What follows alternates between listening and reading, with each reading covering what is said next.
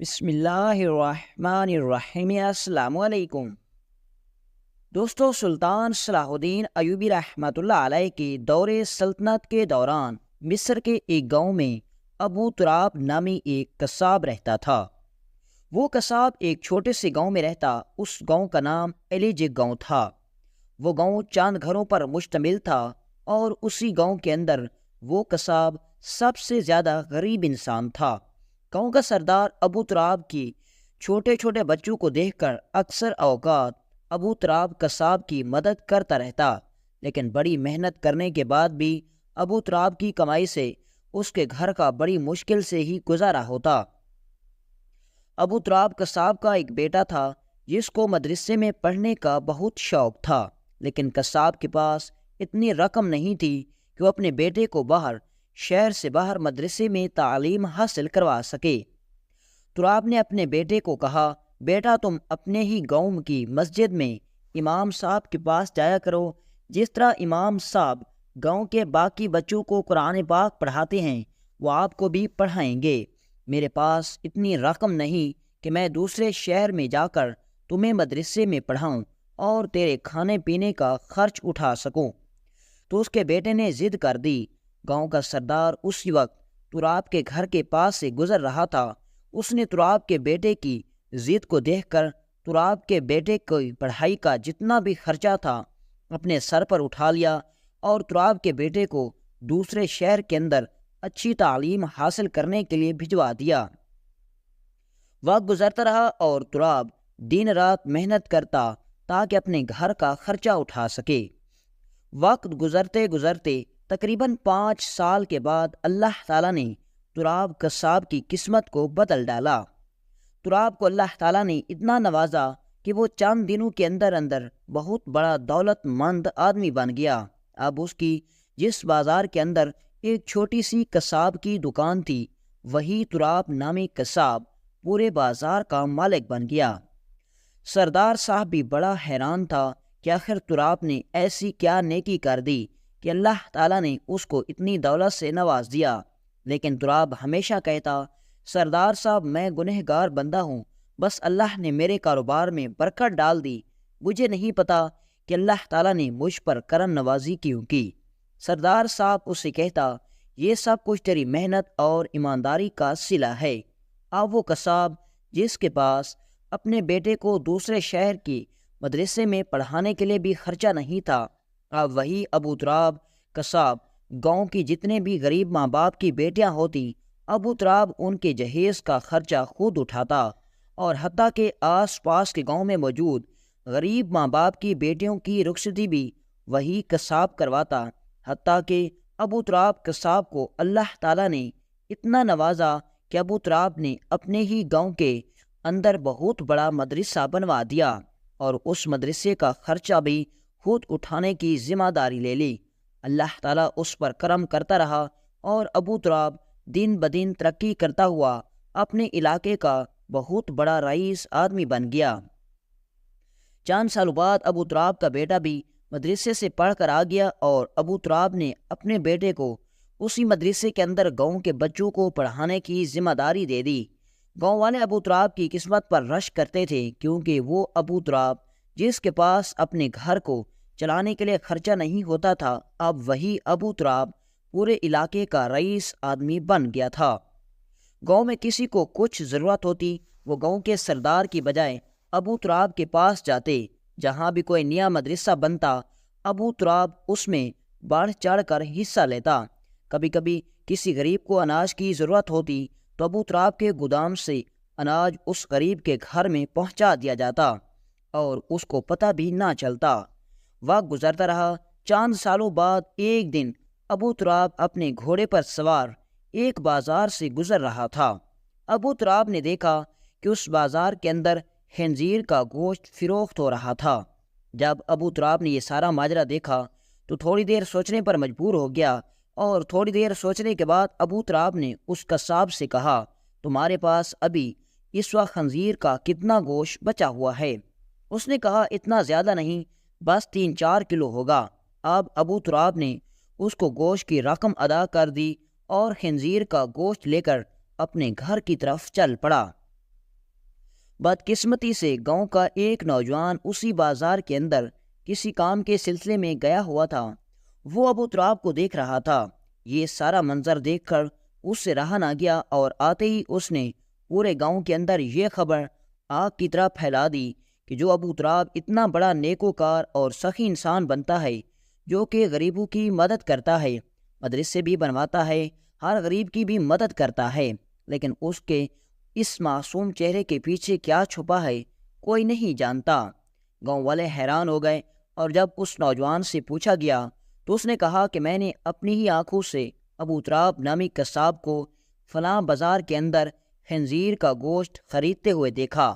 اب آپ یہ اندازہ لگائیں کہ جو آدمی گوشت خریدتا ہے وہ اس کو کھانے کے لیے خریدتا ہے۔ یہ سن کر کسی کو بھی یقین نہ آیا۔ سارے گاؤں والے ابو تراب کے گھر کی طرف گئے تو گھر کے قریب جاتے ہوئے بھی ان کو خنزیر کے گوشت کی بدبو آ رہی تھی۔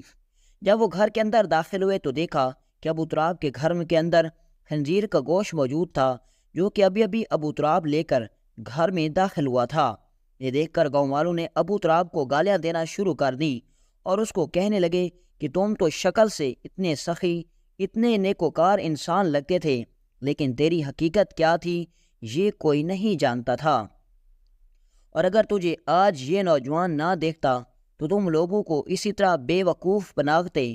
اب ہر روز ابو تراب سارے گاؤں والوں کے سامنے جاتا، اس بازار میں جاتا، اس قصاب سے جتنا بھی خنزیر کا گوشت ہوتا وہ اسے خریدتا اور خریدنے کے بعد اپنے گھر لے آتا، اور گاؤں کا جو بھی آدمی اس کو وہ گوشت لاتے ہوئے دیکھتا اس کو گندی گندی گالیاں دیتا اور بری نگاہوں سے دیکھ کر چلا جاتا۔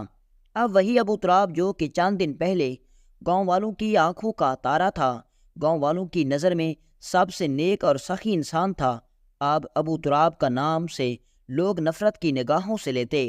وقت گزرتا رہا اور کئی سال گزر گئے، لیکن ابو تراب نے یہ کام نہیں چھوڑا، حتیٰ کہ سارے گاؤں والے کہتے کہ ابو تراب کی بیوی اور اس کا بیٹا بھی اپنے باپ کے ساتھ مل کر خنزیر کا گوشت کھاتے ہیں، حتیٰ کہ ابو تراب کو مسجد کے اندر داخل ہونے کی بھی اجازت نہیں تھی، اور جس دن سے ابو تراب کو گاؤں والوں نے خنزیر کا گوشت خریدتے ہوئے دیکھا تھا اس دن سے ابو تراب کو مسجد کے اندر داخل ہونے نہیں دیا گیا، حتیٰ کہ عید کے دن بھی ابو تراب کو مسجد میں لوگ نہیں آنے دیتے۔ سارے گاؤں والوں نے، حتیٰ کہ ابو تراب کے قریبی دوستوں، قریبی رشتہ داروں، گاؤں کے سردار، سارے گاؤں والوں نے ہر رشتہ ہر ناطہ ختم کر دیا۔ ابو تراب اب گاؤں میں اکیلا ہو گیا تھا اور سارا گاؤں اس کا دشمن بن گیا تھا، کیونکہ ابو تراب اتنا بڑا گناہ کر رہا تھا۔ ابو تراب نے جو اپنے گاؤں کے اندر مدرسہ بنوایا تھا، سارے گاؤں والوں نے اپنے بچوں کو دوسرے مدرسوں میں بھجوا دیا، کیونکہ وہ سوچتے تھے کہ جو آدمی اتنا غلیظ کام کرتا ہے اس کی کمائی بھی حرام کی ہوگی، لہٰذا ہم اس طرح کی کمائی سے بنائے گئے مدرسے میں اپنے بچوں کو نہیں پڑھا سکتے۔ سارا گاؤں ابو تراب کو نفرت کی نگاہوں سے دیکھتا۔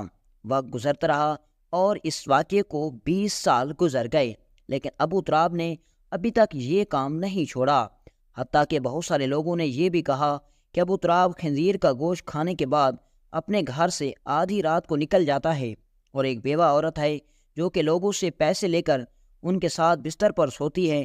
ابو تراب اس کے گھر میں کئی دفعہ جاتے ہوئے دیکھا گیا۔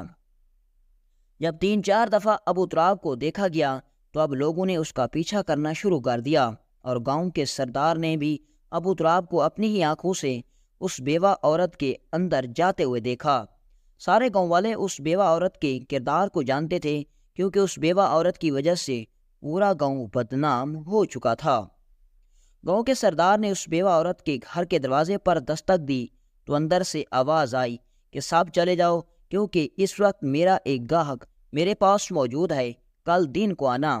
یہ سن کر سارے گاؤں والوں کو بہت شرمندگی ہوئی، کیونکہ ان کی آنکھوں کے سامنے ہی ابو تراب اس بیوہ کے گھر میں داخل ہوتا۔ سردار صاحب کو غصہ بھی آ رہا تھا اور حیرانی بھی ہو رہی تھی، کیونکہ سردار صاحب ابو تراب کا ہم عمر تھا اور اس نے اپنی آنکھوں کے سامنے ابو تراب کی پرورش کو ہوتا ہوا دیکھا، اور ابو تراب کی غربت کی دیکھا اور اس کی کامیابی کو بھی دیکھا۔ سردار کو یقین نہیں آ رہا تھا کہ آخر ابو تراب کو کیا ہو گیا ہے۔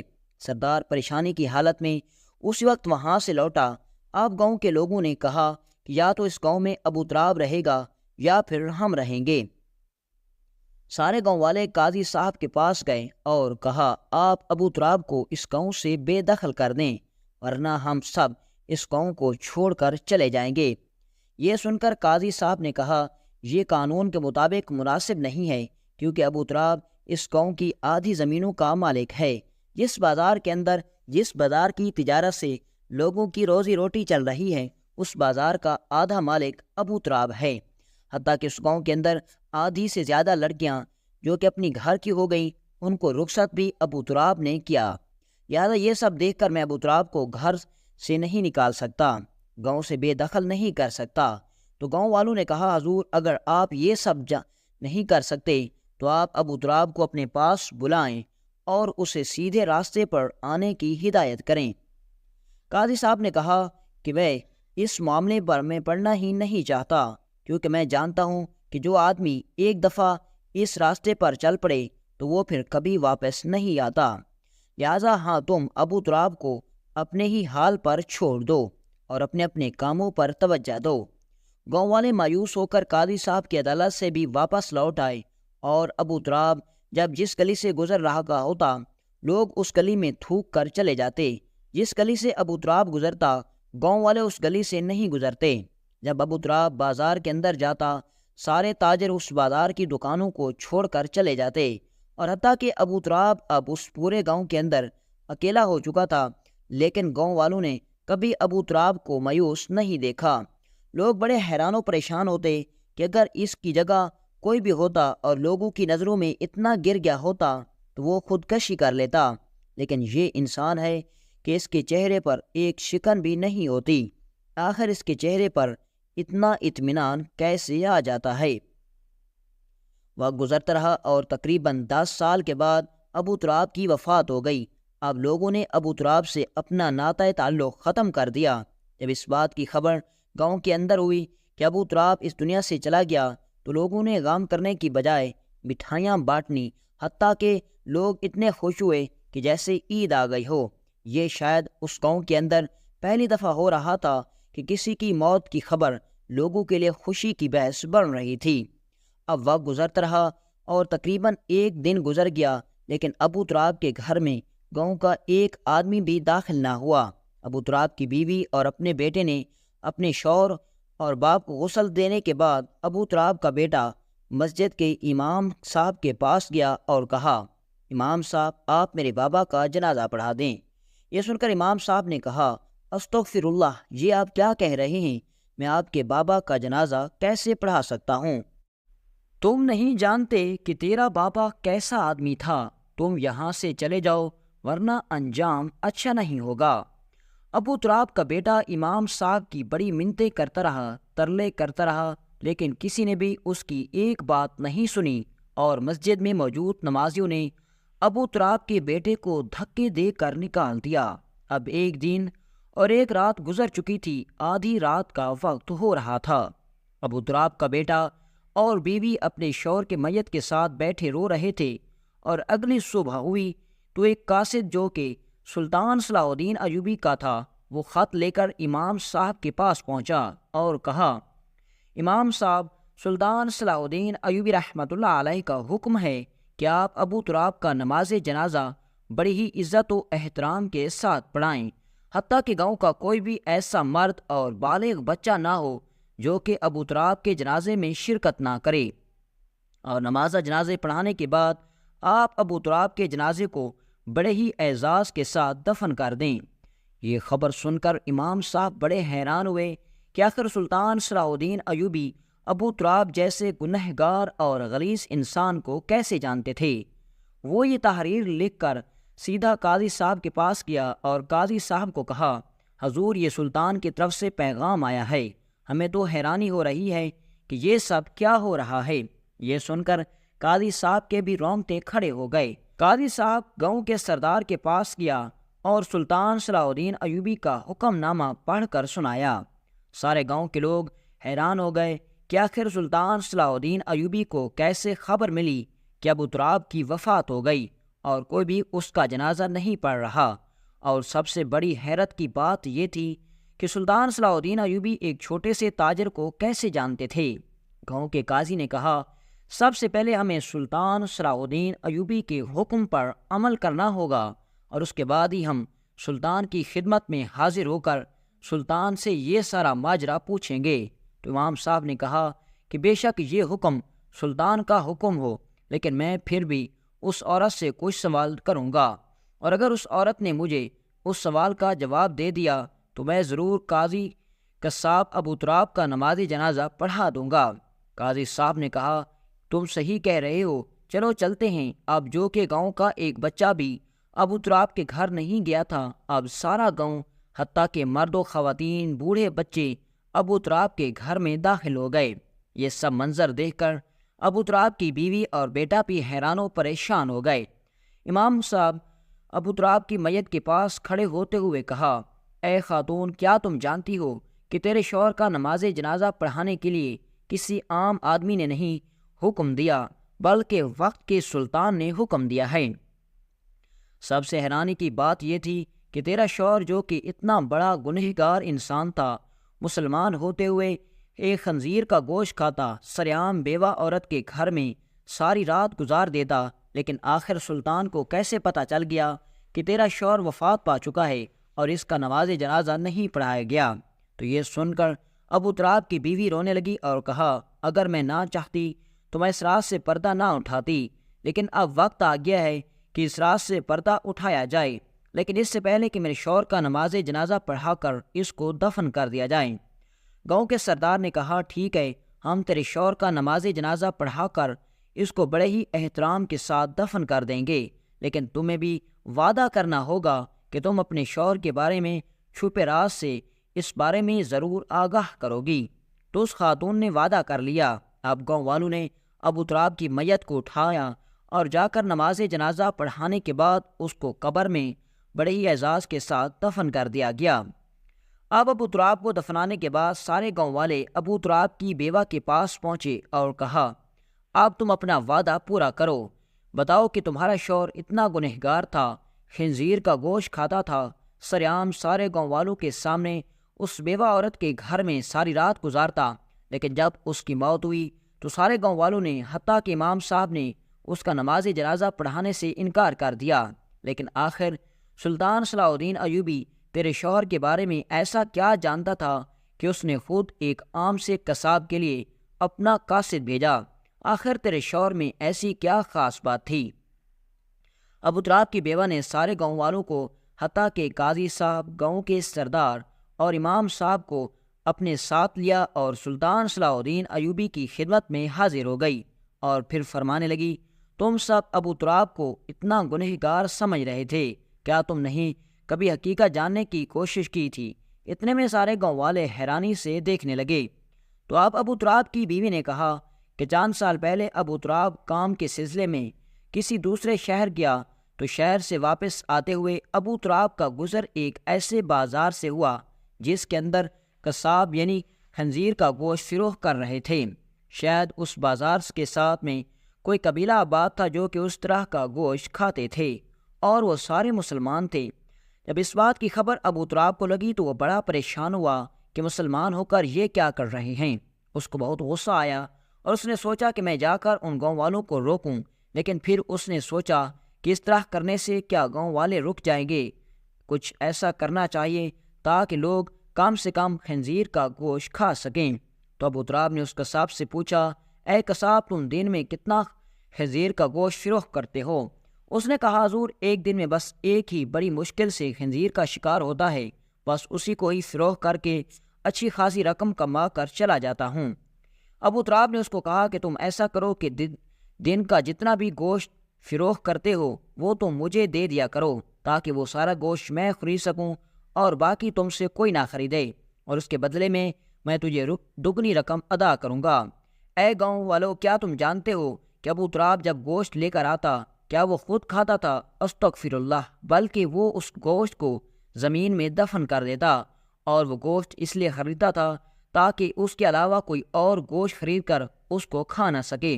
ابو تراب جانتا تھا کہ وہ سارا گوشت خرید کر اگر ضائع بھی کر دے تو اس کو مالی طور پر کچھ اثر نہیں ہوگا، اور اس لیے ابو تراب ہر روز اس بازار کے اندر جاتا، اس قصاب والے سے گوشت خریدتا اور آ کر اس کو دفن کر دیتا۔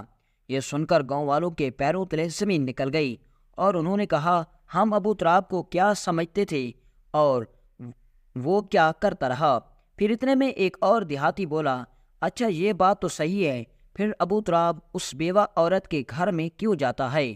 یہ سن کر ابو تراب کی بیوی نے کہا کہ جب تک میرے شوہر کے پاس دولت نہیں تھی وہ اس بیوہ عورت کو ہر روز جاتا اور اس کو منع کرتا کہ یہ کام تم چھوڑ دو، تیری آخرت تباہ ہو رہی ہے اور تمہاری وجہ سے گاؤں کے نوجوان غلط کاموں میں لگ رہے ہیں۔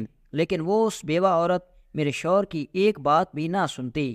لیکن جب ابو تراب کا وقت بدلا تو وہ اس بیوہ عورت کے پاس جاتا اور جتنا رات کو وہ بیوہ عورت پیسے لیتی وہ اس کو دیتا اور اس کے گھر میں رہتا اور اس کے ساتھ سودا کرتا کہ تاکہ وہ جتنی کمائی کرتی ہے وہ میں تم کو دے دوں گی اور تم اسی دوران اللہ کی عبادت کرو گی، اور میرا شوہر اس بیوہ عورت کے گھر میں رہتا اور وہ بیوہ عورت ساری رات ان پیسوں کے بدلے میں عبادت کرتی۔ یہ سن کر سارے گاؤں والے حیران و پریشان ہو گئے اور سارے گاؤں والوں نے ابو تراب کی بیوی سے معافی مانگی۔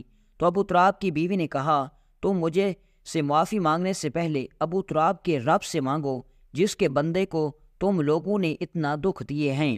یہ سن کر سارے گاؤں والوں نے اسی وقت ہاتھ اٹھا دیے اور اللہ سے توبہ کرنے لگے۔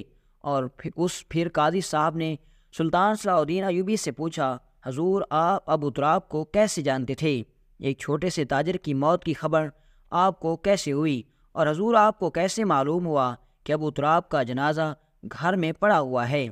یہ سن کر سلطان صلاح الدین ایوبی نے کہا کہ میں اس رات آدھی رات کو سو رہا تھا کہ میں اچانک خواب میں کیا دیکھتا ہوں کہ ایک قصاب والا جو کہ اپنا نام ابو تراب کہہ رہا تھا اور کہہ رہا تھا، حضور مسجد کا امام میرا نماز جنازہ نہیں پڑھا رہا، وہ مجھے بار بار کہہ رہا تھا اور اس کے چہرے سے بے انتہا نور نکل رہا تھا۔ اسی بے چینی میں میری آنکھ کھل گئی، میں نے اسی وقت اپنے سپاہی کو بلایا اور خط لکھا اور تمہارے گاؤں کی طرف بھیج دیا۔ یہ سن کر سارے گاؤں والے اسی وقت سجدے میں گر گئے اور پھر سلطان صلاح الدین ایوبی رحمۃ اللہ علیہ نے تمام گاؤں والوں کو کہا، کبھی کسی انسان کے زہری اعمال کو دیکھ کر تم اس کی آخرت کا تعین نہ کرو، انسان کے دل میں کیا ہے یہ سب اللہ بہتر جانتا ہے۔